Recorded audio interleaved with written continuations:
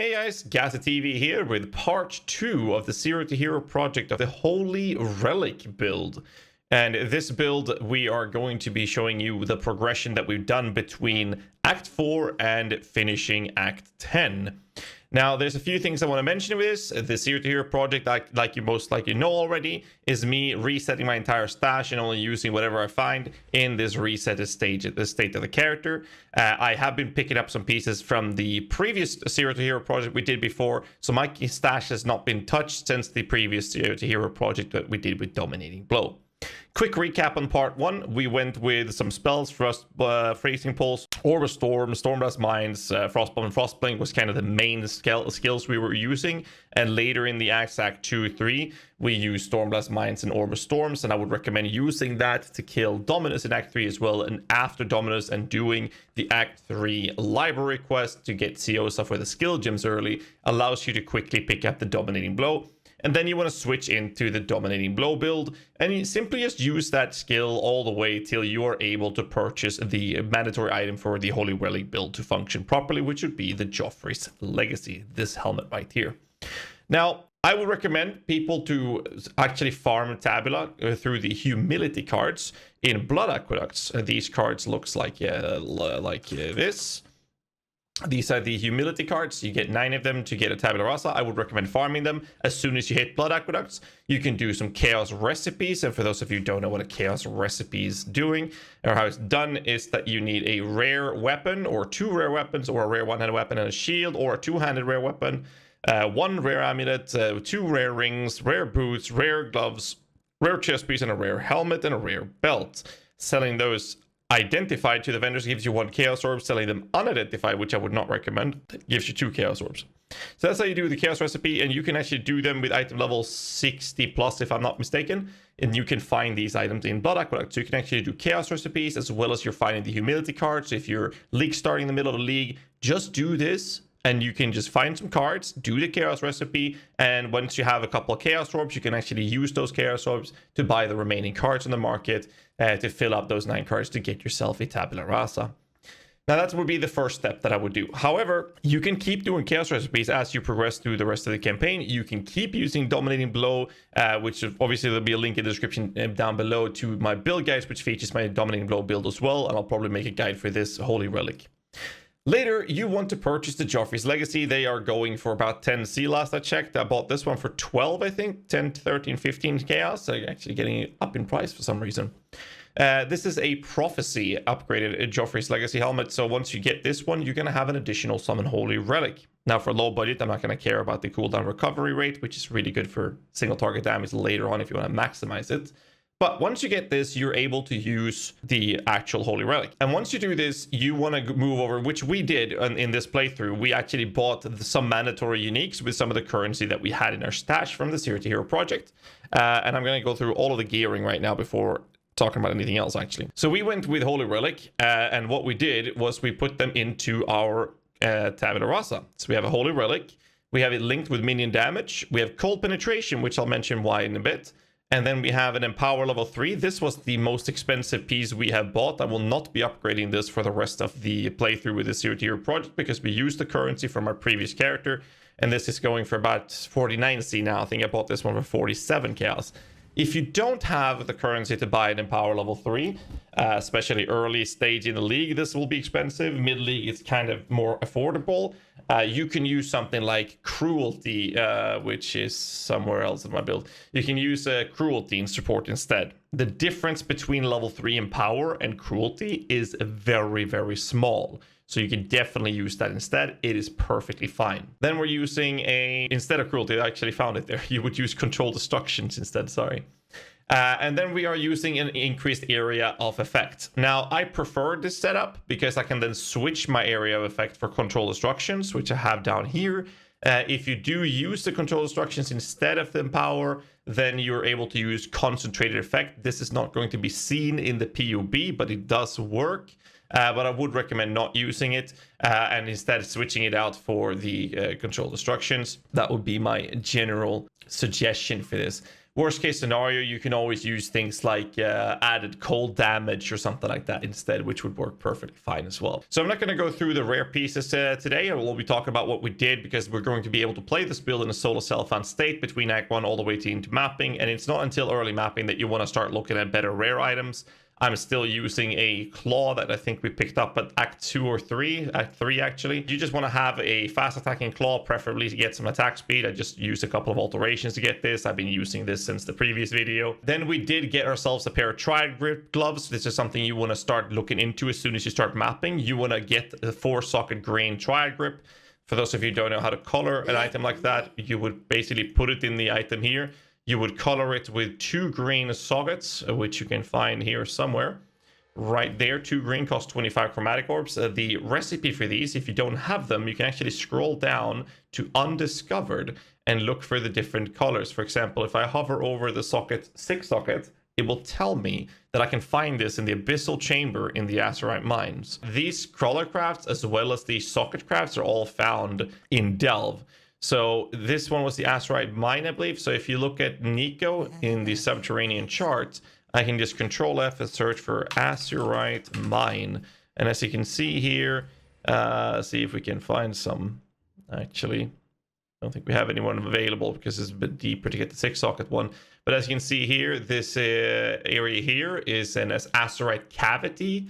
The initial start of these crafts is actually found up here. There, I believe it is, which is an Azurite cavity. This one gives you one of the recipes, and then you have to do another one to get another recipe. So if you want to look at where to find them, you can very easily do that by scrolling all the way down to the undiscovered and just hover over.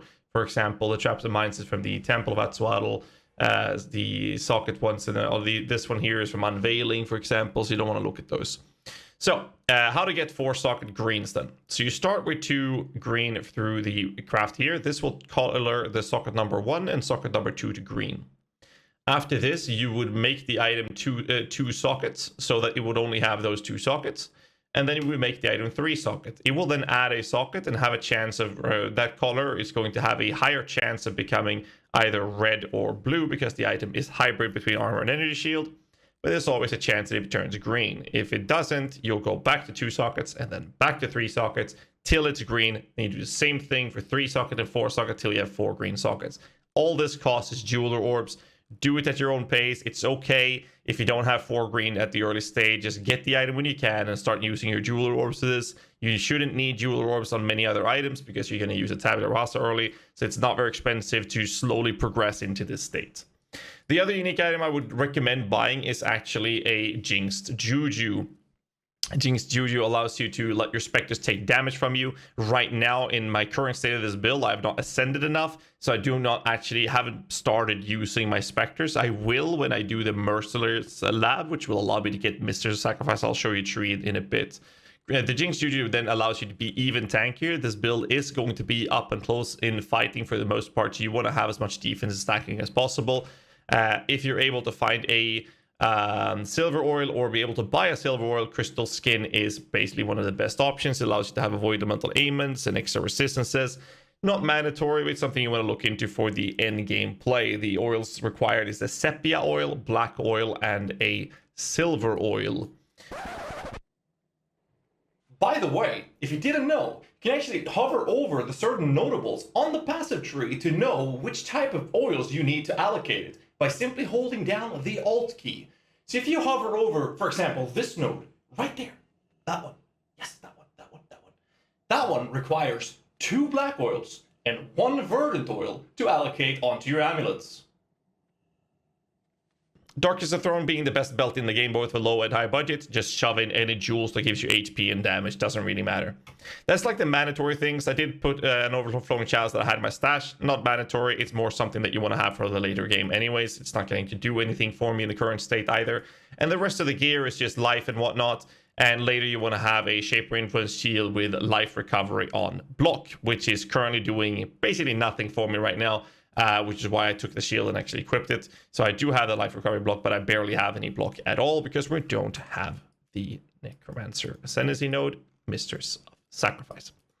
Ascendancy notes, you want to go with Boundless Aggression and then go into Unnatural Strength. This is something you want to do as early as you feel that you're able to, because you're able to then increase the level of all your minion skills, which allows you to do a ton more damage. And then you want to pick up Mr. Sacrifice and finish off with Bone Barrier for more defense from the Uber Lab for higher endgame content. Atomical Knowledge is a very good jewel to put in for extra HP. I wouldn't recommend doing this until you start going towards mapping. Gives you a bit more HP, and I think it costs like a chaos, maybe 2 or 1 chaos. Very cheap, very effective to get a jewel like this. Tree-wise, we haven't changed much since the last video.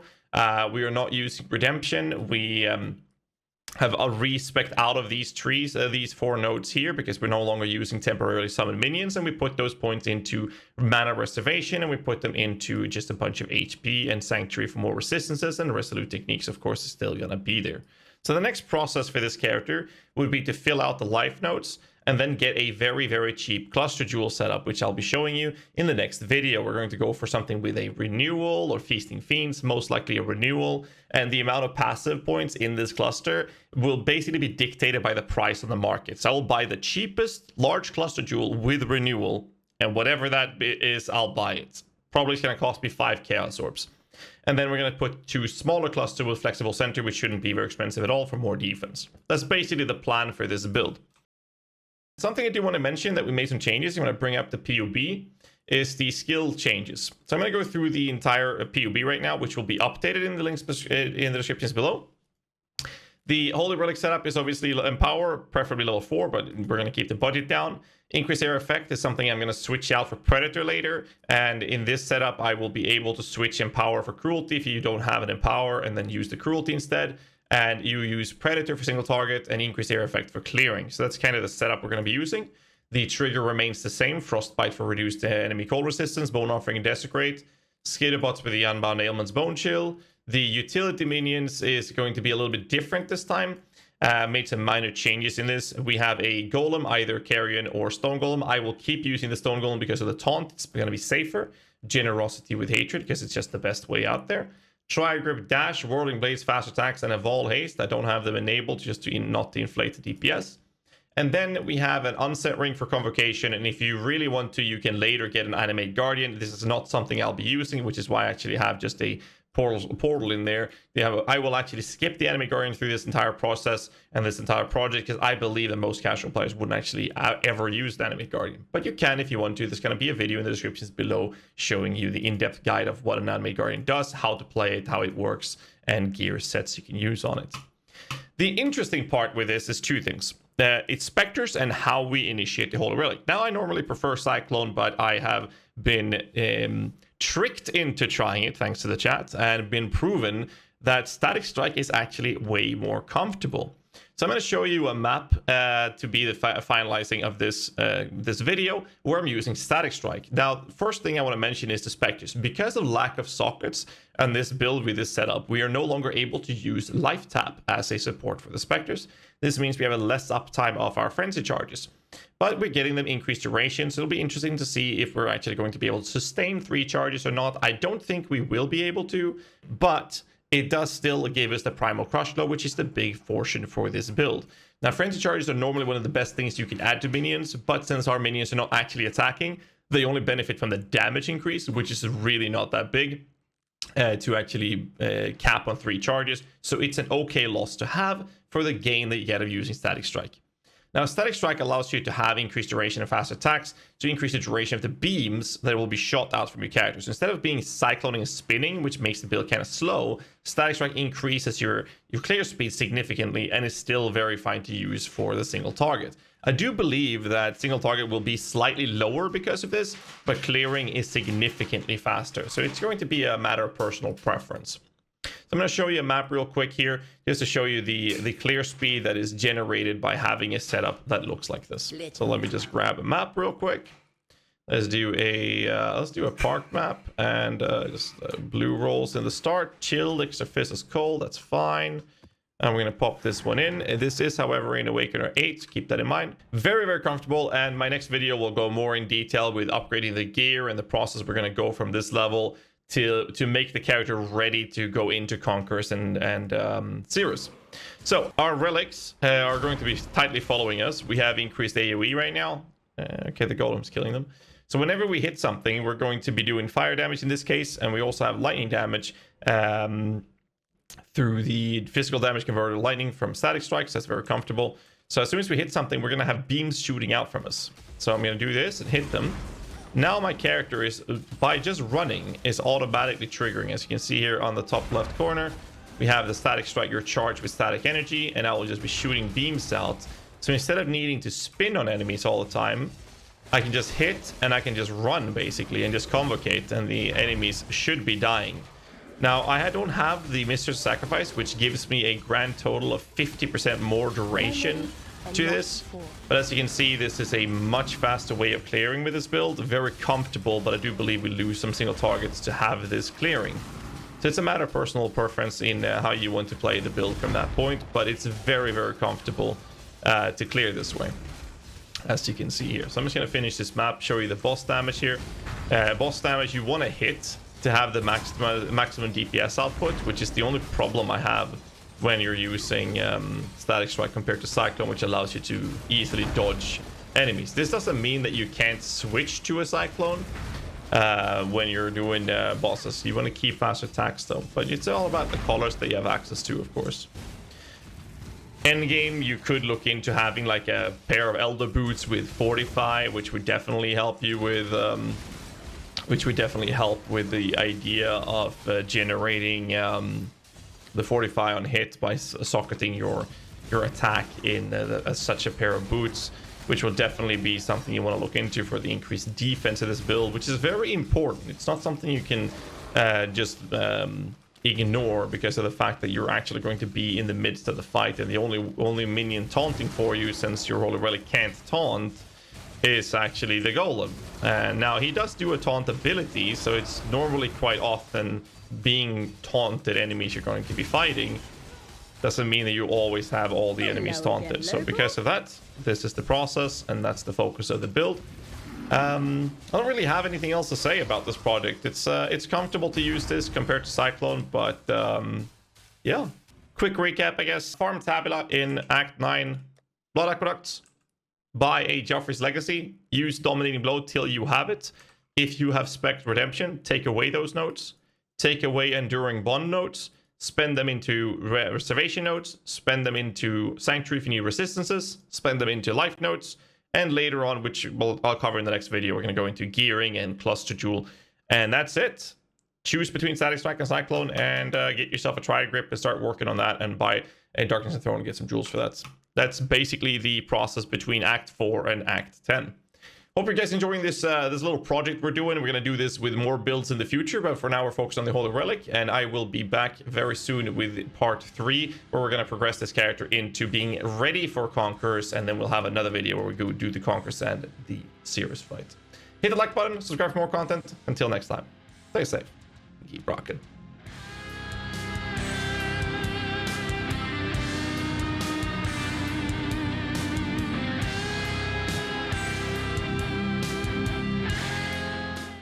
Serious. One verdant oil to allocate this one onto your amulet.